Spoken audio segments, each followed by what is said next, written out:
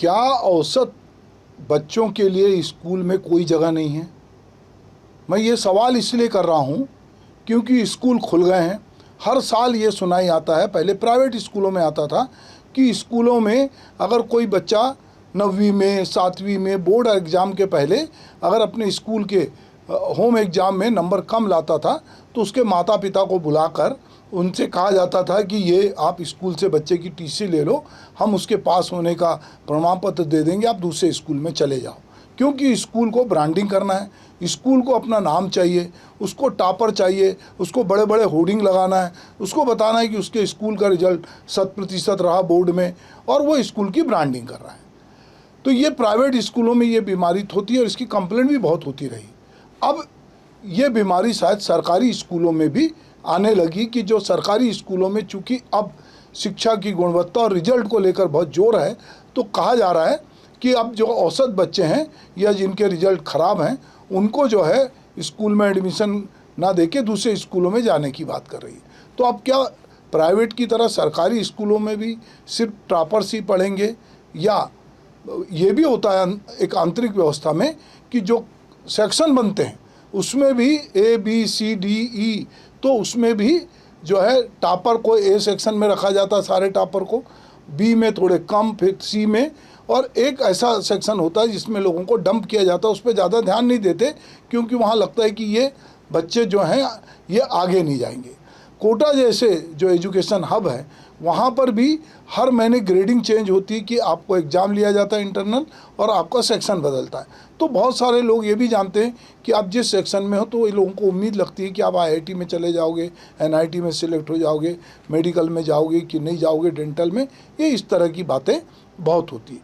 अब चूँकि छत्तीसगढ़ सहित मध्य प्रदेश और तमाम देश के स्कूल खुल गए हैं और वहाँ पर एडमिशन की मारामार है, तो आज से जो है, आज सबसे बड़ा सवाल है कि क्या स्कूलों में, जब हम कह रहे हैं कि सब पे शिक्षा का अधिकार है, सबको स्कूल मिलना चाहिए, राइट टू एजुकेशन भी हम कह रहे हैं, और हमने ये भी किया है कि प्राइवेट स्कूल जो है वो गरीब बच्चों को भी एडमिशन दे, ऐसे समय में क्या औसत बच्चे के लिए कोई जगह है? ये एक सवाल है और जो इसकी शिकायत भी हो रही है और बहुत सारे विभाग इसकी शिकायत कर रहे हैं।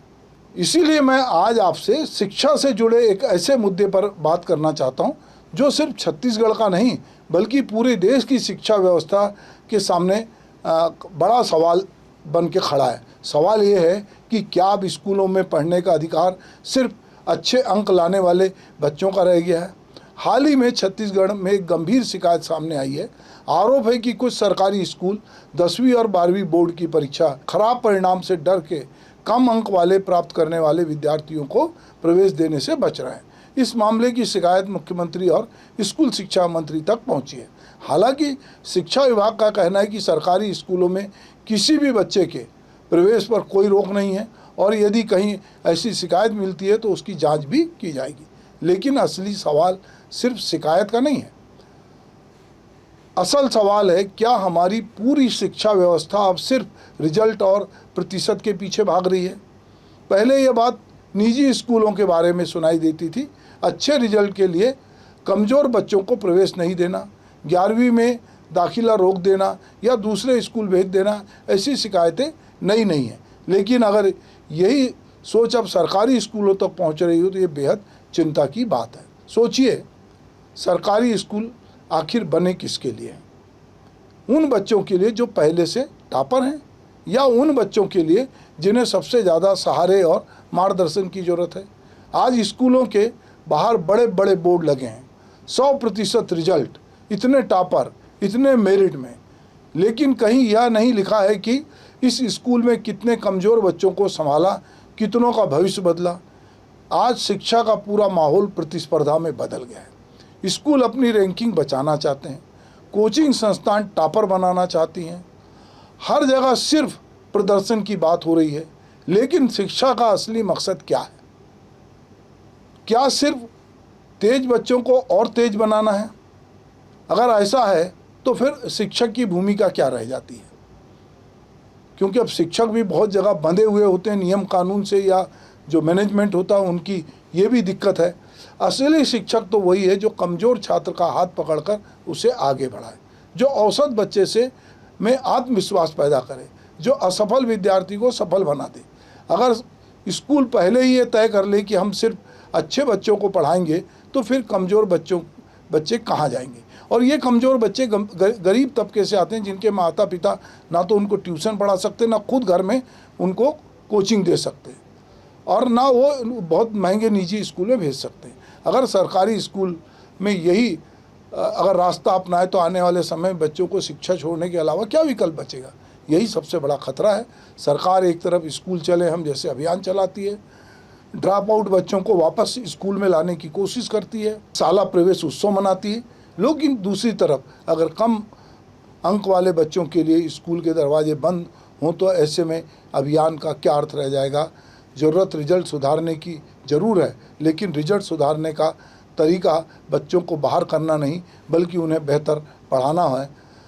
ये एक उसके लिए आप अतिरिक्त क्लास चलाइए, रेमेडिकल क्लास चलाइए, कमज़ोर बच्चों को व्यक्तिगत मार्गदर्शन दीजिए, उनके एक्स्ट्रा क्लास लीजिए, उनके माता पिता को बुलाइए, उनके आजू बाजू कौन लोग रहते हैं जो उनको पढ़ा सकते हैं, ऐसे लोगों को इकट्ठा कीजिए। शिक्षा प्रतियोगिता नहीं, परिवर्तन का माध्यम है।